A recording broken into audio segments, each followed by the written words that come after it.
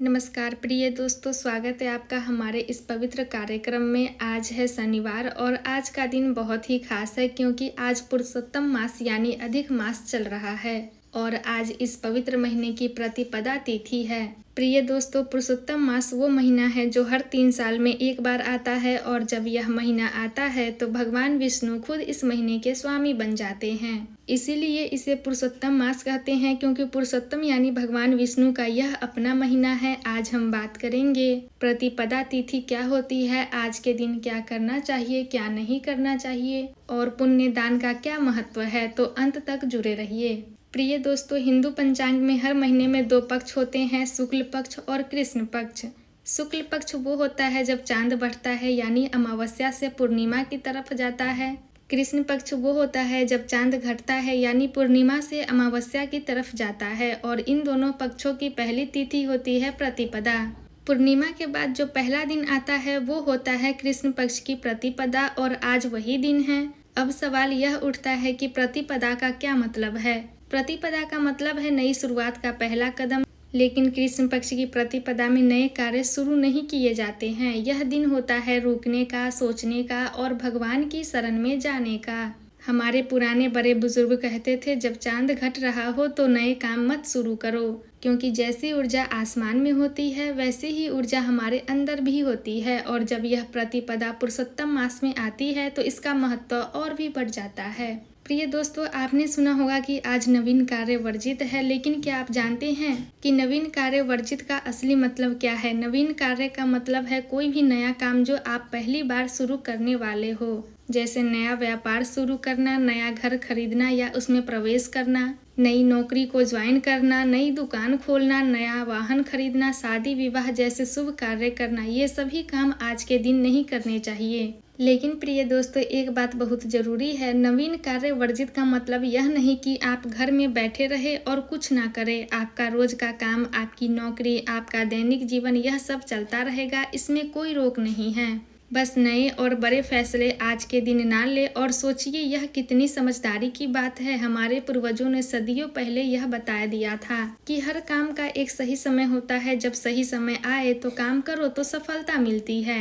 पुरुषोत्तम मास वैसे भी नए कार्यों के लिए नहीं होता, यह महीना होता है भगवान की सेवा का, भक्ति का और अपने आप को शुद्ध करने का। तो आज का दिन उसी भावना के साथ बिताएं। प्रिय दोस्तों, अब बात करते हैं आज के दिन की सबसे महत्वपूर्ण बात, पुण्य दान।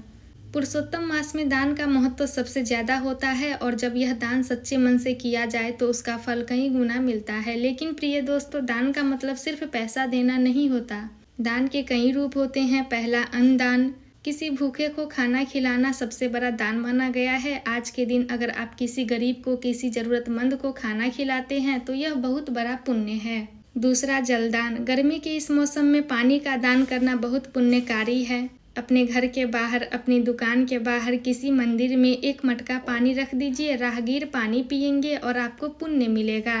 तीसरा, वस्त्र दान। किसी जरूरतमंद को कपड़े देना, यह भी बहुत बड़ा दान है। चौथा, ज्ञान देना। किसी को सही रास्ता दिखाना, किसी बच्चे को पढ़ाना, किसी की मदद करना, यह भी दान है। और पांचवा, समय दान। किसी बुजुर्ग के पास बैठना, किसी अकेले इंसान से बात करना, किसी की तकलीफ सुनना, यह भी दान है। प्रिय दोस्तों, भगवान को सबसे ज्यादा वो दान पसंद है जो बिना दिखावे के किया जाए, जो दान आप चुपचाप करते हैं, जो दान करके आप किसी को बताते नहीं, वो दान सबसे पवित्र होता है। पुरुषोत्तम मास में किया गया दान पूरे साल के दान के बराबर फल देता है। तो सोचिए, अगर आज आप एक अच्छा काम करते हैं तो उसका फल कितना बड़ा होगा। आज के दिन घर में जो भी बना हो पहले भगवान को भोग लगाएं, फिर किसी जरूरतमंद को खाना दे और फिर खुद खाएं। यही क्रम सबसे उत्तम है। प्रिय दोस्तों, अब बात करते हैं कि आज का पूरा दिन आप कैसे बिताएं। सुबह उठते ही सबसे पहले भगवान का नाम ले, आंखें खुलते ही मन में बोले जय पुरुषोत्तम, जय भगवान विष्णु। यह छोटी सी बात आपके पूरे दिन को पवित्र बना देगी। स्नान करते समय मन में भगवान का ध्यान करें। अगर हो सके तो नहाने के पानी में थोड़ा गंगाजल मिला ले। अगर गंगाजल नहीं है तो कोई बात नहीं, भावना सबसे जरूरी है। सुबह की पूजा, घर के मंदिर में भगवान विष्णु की पूजा करें। अगर मूर्ति नहीं है तो तस्वीर के सामने हाथ जोड़कर बैठे, एक दीपक जलाएं, तुलसी का पत्ता चढ़ाएं और मन ही मन भगवान से कहे, हे प्रभु, आज का यह दिन आपको समर्पित है। दिन में अपने रोज के काम करे, लेकिन आज किसी से लड़ाई झगड़ा नहीं करे, किसी को बुरा न बोले, मन में शांति रखे। अगर समय मिले तो भगवान की कोई कथा सुने, चाहे यूट्यूब पर हो चाहे किसी मंदिर में हो। शाम को शाम की आरती करे, घर में दीपक जलाए, तुलसी के पास दीपक जरूर रखे। आज के दिन अगर आप किसी मंदिर जा सकते हैं तो जरूर जाएं। मंदिर में जाकर भगवान के सामने बैठे, मन की बात कहे, भगवान सुनते हैं, यह भरोसा रखे। रात को सोने से पहले दिन भर में जो अच्छे काम किए उनके लिए भगवान को धन्यवाद दे और जो गलतियां हुई हैं उनके लिए माफ़ी मांगे, यही सच्ची भक्ति है।